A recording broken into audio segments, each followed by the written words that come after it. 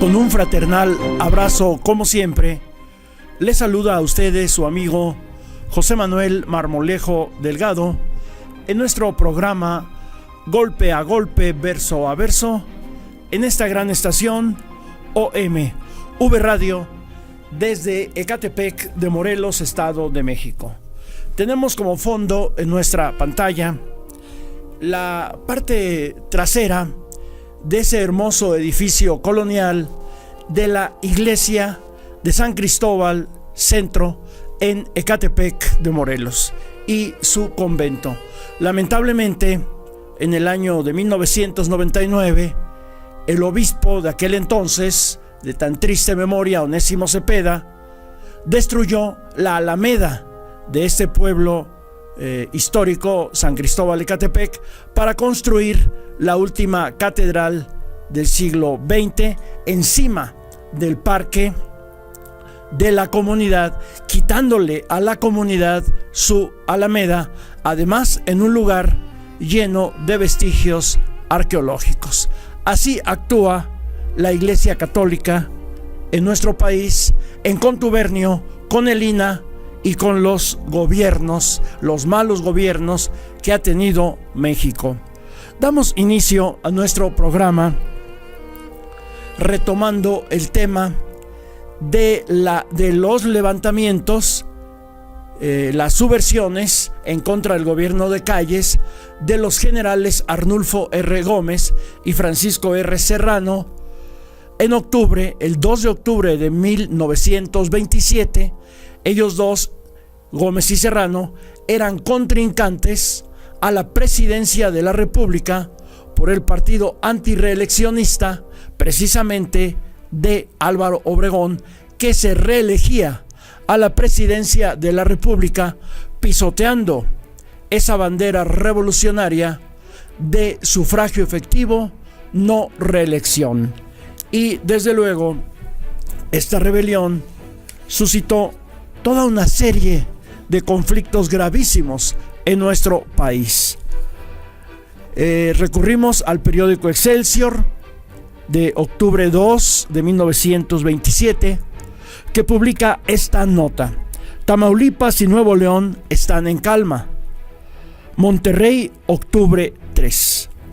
Obedeciendo órdenes de México, fueron aprehendidos el general Porfirio G. González, ex gobernador de Nuevo León, y su cuñado, el ex secretario de gobierno y ex mayor Gilberto Heredia, quedando a disposición del jefe de operaciones, general Almazán, en el cuartel de la jefatura de guarnición. Almazán informó que Nuevo León y Tamaulipas estaban sin novedad.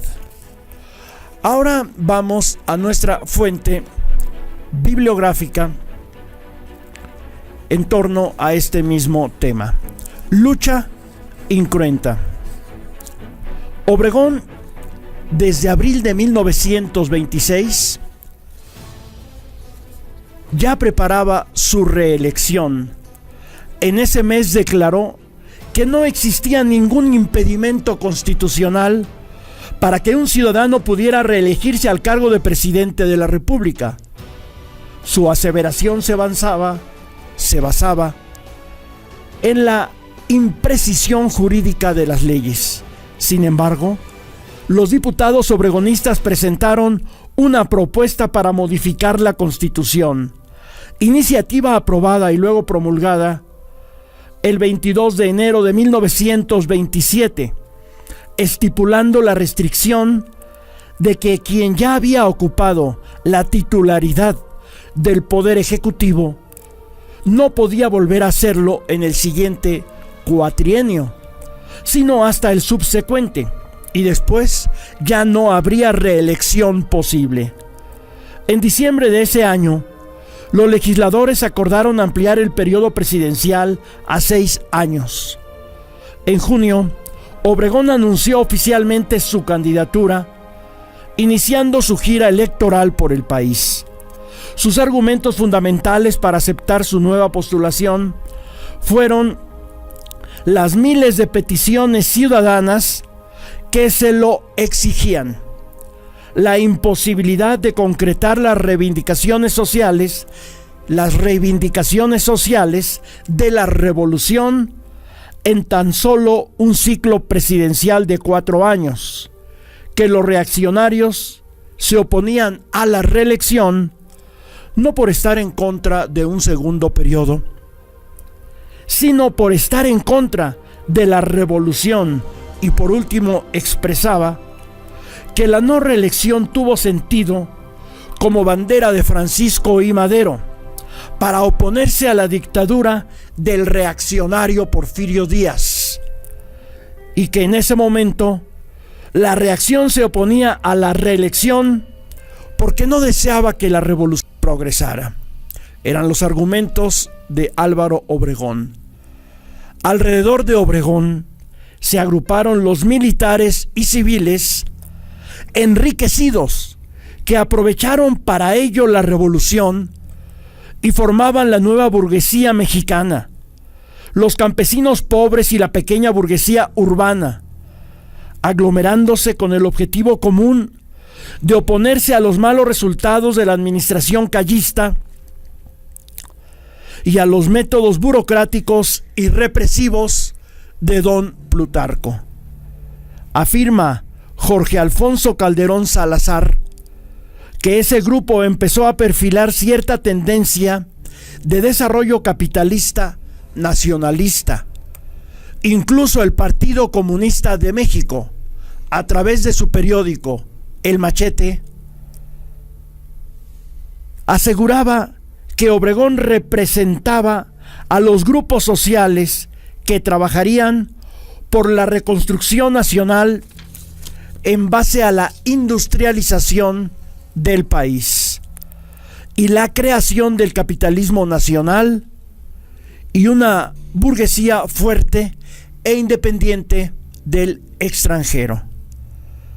El obregonismo sostenía la tesis de la cooperación entre clases sociales antagónicas, respaldándose en el sindicalismo blanco y haciendo eco del sentir de muchos empresarios hastiados de la política de chantaje y corrupción de la Confederación Nacional de Obreros Mexicanos, CROM, liderada por Luis N. Morones.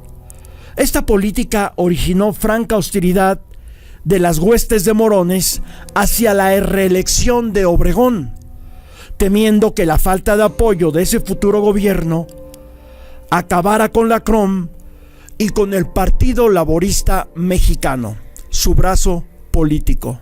Sin embargo, como consecuencia de una enorme presión, el Partido Laborista se sumó a la candidatura del sonorense, desistiendo de esta en abril de 1928, 3 meses antes de las elecciones. El proyecto obregonista comprendía la modernización del capitalismo mexicano y su pretensión contó con el rechazo de 2 candidatos, que eran generales surgidos del Plan de Agua Prieta, Arnulfo R. Gómez y Francisco R. Serrano. Calderón Salazar manifiesta que en realidad estos opositores representaban la tendencia revisionista de la política neocapitalista de Obregón, congregándose alrededor de Gómez y de Serrano diversos grupos sumamente conservadores, asociados a los monopolios estadounidenses y a terratenientes temerosos de la intensificación del reparto agrario. En junio de 1927, Arnulfo R. Gómez reconstruyó el partido antirreeleccionista y en una convención de ese instituto político fue nombrado como su candidato a la presidencia de la República, y Serrano formó el Partido Revolucionario Nacional, obteniendo su postulación. Las plataformas políticas de estas 2 candidaturas eran muy parecidas. Serrano abogaba porque se dejara en paz a las grandes empresas petroleras y se estimulara la afluencia de capital a México. Gómez proponía el libre comercio y la eliminación de las tarifas proteccionistas, además del cese del reparto de tierra. Después de 2 meses de campaña electoral, ambos candidatos antiobregonistas, convencidos de la imposibilidad de derrotar al candidato de Estado, comenzaron a estructurar una rebelión, teniendo como primer objetivo la ocupación del puerto de Veracruz, en donde Gómez era fuerte militarmente. Entonces, el gobierno callista echó a andar sus mecanismos de inteligencia para vigilar la sublevación, para vigilar a los candidatos antirreeleccionistas, mismos que precipitaron la sublevación del 3 de octubre de 1927, saliendo ambos candidatos de la capital del país el día 2 para encabezar a las unidades militares rebeldes en provincia. Sin embargo, el grueso de jefes militares no se sumó a la subversión, no obteniendo este apoyo popular ni patrocinio de los Estados Unidos. En Veracruz solo se levantaron algunos regimientos, en la Ciudad de México únicamente 2, y 2 batallones de la guarnición, y en Torreón 1 batallón. Serrano fue aprehendido el mismo día 3 de octubre en Cuernavaca, Morelos, siendo fusilado ese mismo día sin juicio en Huitzilac, conjuntamente con 12 de sus seguidores. También fueron ejecutados todos los oficiales sublevados en Torreón y en la Ciudad de México, así como el gobernador de Chiapas, y el 4 de octubre, 28 diputados antirreeleccionistas fueron desaforados, confiscándoles sus bienes. Los agricultores de Veracruz, bajo el mando de la Liga Nacional Campesina, dieron la lucha en contra de Arnulfo R. Gómez, quien fue aprehendido y pasado por las armas el 4 de noviembre. Obregón quedó como candidato único a la presidencia, obteniendo la victoria electoral en los comicios del 1 de julio de 1928. Para esa fecha ya se registraba un distanciamiento entre Obregón y Calles, y 16 días después de su triunfo en las urnas, Obregón fue asesinado por José de León Toral en Chimalistac.